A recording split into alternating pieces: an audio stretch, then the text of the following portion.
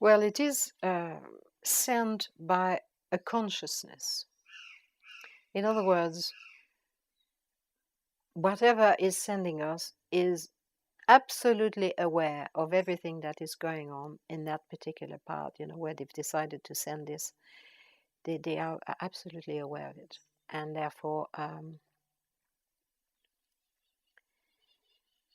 therefore they have total control. It's cut almost like it's been cut with a laser. And the lines are perfect. And it's perfectly adjusted to the variation of the land. Now, somehow, we don't know, we don't actually know the process or the type of technology that could do that. But 2 or 3 hours before it arrives, it sends an energy it sends a tremor into the energy of the line. And animals can sense that, just as they can sense earthquake and they run away. So 2 or 3 hours before the crop circle comes, all the animals disappear. They run away as fast as they can. There's a kind of warning. And they make sure we're not there. They either send mists, very often a mist comes in the field and people go away or whatever, but they cloak themselves.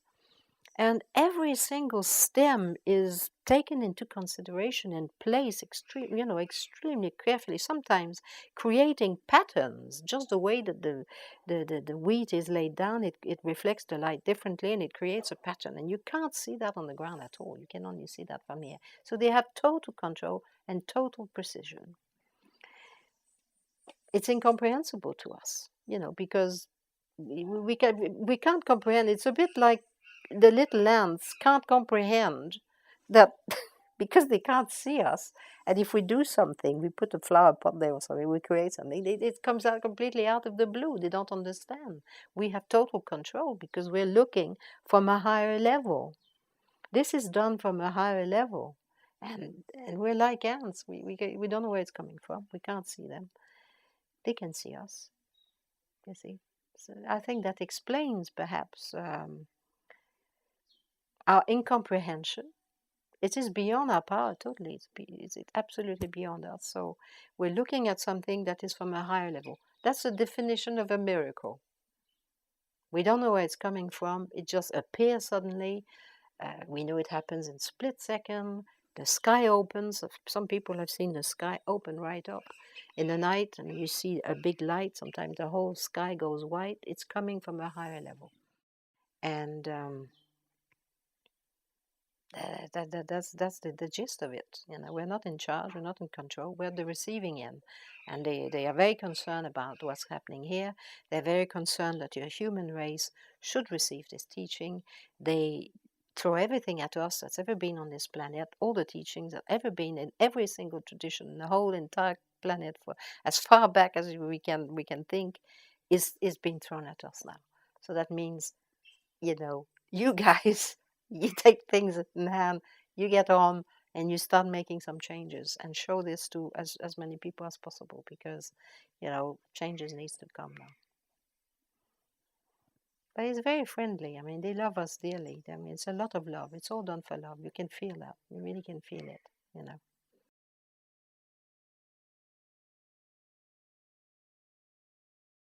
Symbols is a means of transmitting knowledge. It always has been a means of transmitting knowledge. You can imagine that if it was sending a transmission in English, it would be a bit upsetting for people who don't speak the language. So a symbol is above languages. It speaks directly to the person.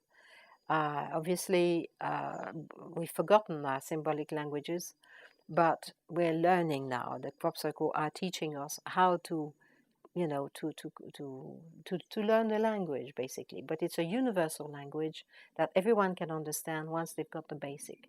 So you can also cram a lot of information in just one symbol, which would take perhaps many, many, many pages of writing. So it's a very direct, it's a very accessible way for everyone to enter into the meaning once they understand the alphabet. once they understand the basic of our symbols. It's a universal language, basically. It's the best way to do it.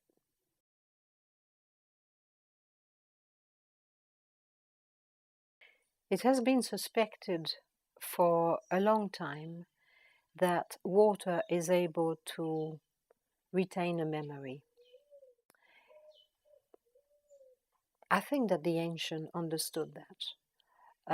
Certainly, there's been a lot of research done by Emoto, for example, the Japanese scientist who has photographed imprints into water. And he can see by photographing at very, very high definition, you can see geometric patterns that are found in the water, which are a response to either a prayer or a message. Therefore, the water is able to receive imprints and to keep them. And this is very important because we've also done some research in the crop circle through a doctor, a homeopathic doctor, because you know that homeopathy is based on the understanding that you imprint water with a substance which is beneficial, a herb or whatever, which will help your body to cure certain problems. And because it's water, it's accessible to all the cells very directly. So that's the principle behind homeopathy. And you wanted to see if putting the water in a crop circle would receive this imprint. And this is precisely what's happened. We've seen that once the water had been in a crop circle in a small bottle and be subject to the energy of the crop, that when you took a drop and look under a very powerful microscope, you can see the repeat of the pattern of the overall design.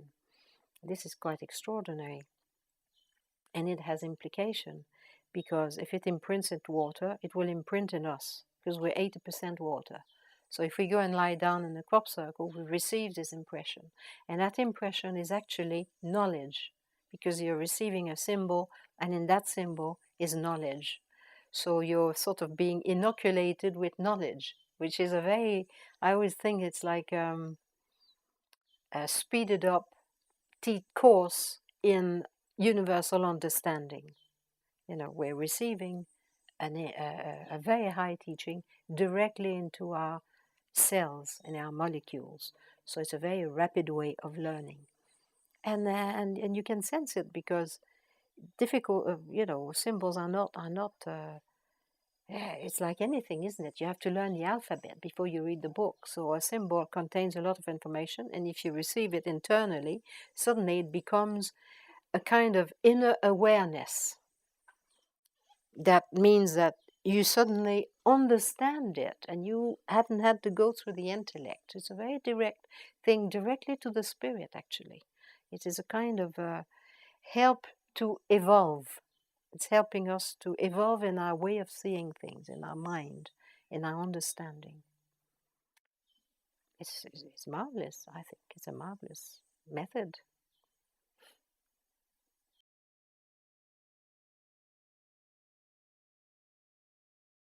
The patterns that are sent to us, the symbols that are being sent to us, are actually connected to the ancient symbols, or I should say, to the symbols that were used by our ancestors in all the traditions on this planet. So we do know that our ancestors communicated through these symbols. And you can think of the Aztecs and the Mayan, even the European, the ancient Europeans, our ancestors knew these symbols. They used them for communicating a high teaching.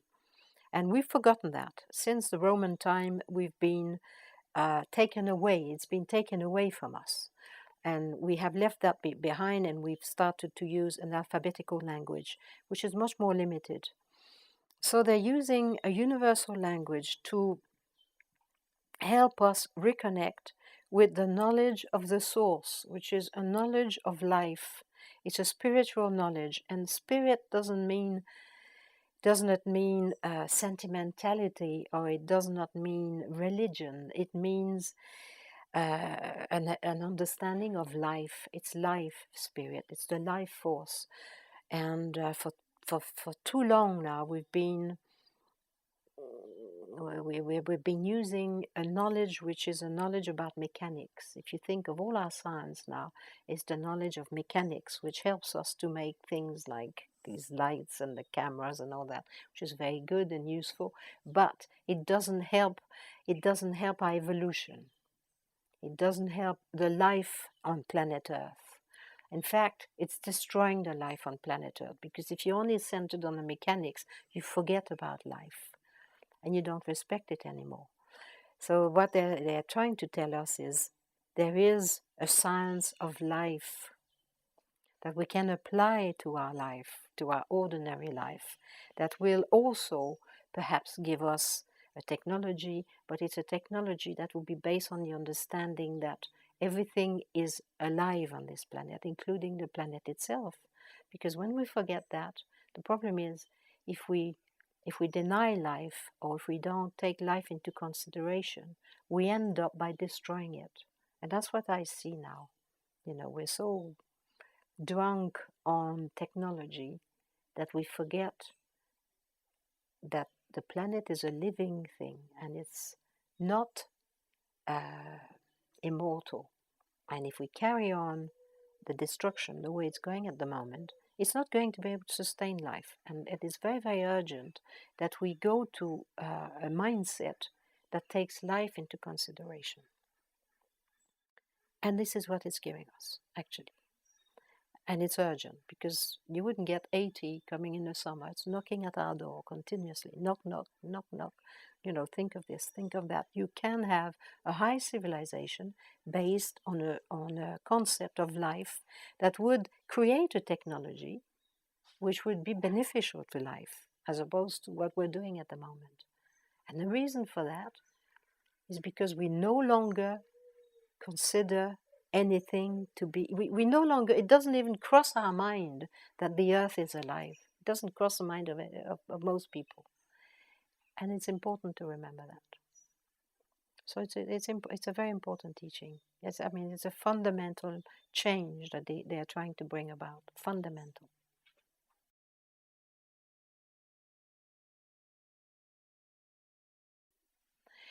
Well, I see the parallel in the relationship is that we both believe that there are higher levels. And on the planet, people have forgotten that. You know, not only do we no longer take life into consideration, but we think that we're the only form of life and there's nothing higher than us. You know, that there's no higher beings. That was never the understanding of our ancestors. There are hierarchies, there are levels, and we don't live, you know, we live on Middle Earth. We don't live in heaven or whatever. I do believe, and I mean that to me is a transmission from a higher level. There's no question. It's not at our level. It's very difficult, therefore, for us to receive it, and that's why they're so patient. They started very gently, and they, you know, gradually teaching us as if we are in a kindergarten. But it is from a higher level. There's no question. And we also have the same vision of the necessity to go to a spiritual, you know, spirit. People think spiritual is religious or sentimental. Spiritual means of the spirit, and spirit is life. That's what it is. It's the life force, the spirit. That's what my spirit is, my life force, my consciousness. It's nothing to do with sentimentality. And we can perfectly well do a wonderful world with a fantastic technology based on spirit as opposed to mechanics. That's where the problem is this problem of mechanics as opposed. So in that sense, I think the crop circle are in the same, have a similar vision or a similar message to what is being, you know, studied here at Figueira. The approach here is that we are one form of life amongst many forms of life, and there is a hierarchy of higher beings. And these are the high beings. Certainly the crop circle are not sent from our level. That is absolutely certain. So it's sent from a higher level. I think that is where we have a similar vision.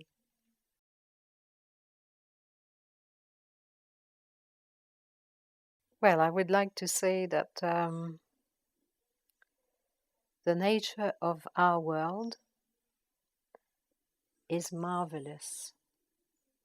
That everything, it is marvelous. It's miracle. It's a miracle. A plant growing is marvelous. So we tend to think that because the world has become so boring, it's boring life in the city and your car all day long and then on a computer and all these stuff and shopping and this, that, the other. It's become boring.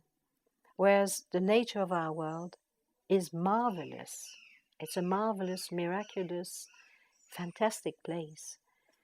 And the crop circle very cleverly remind us of that because they never happen in the city.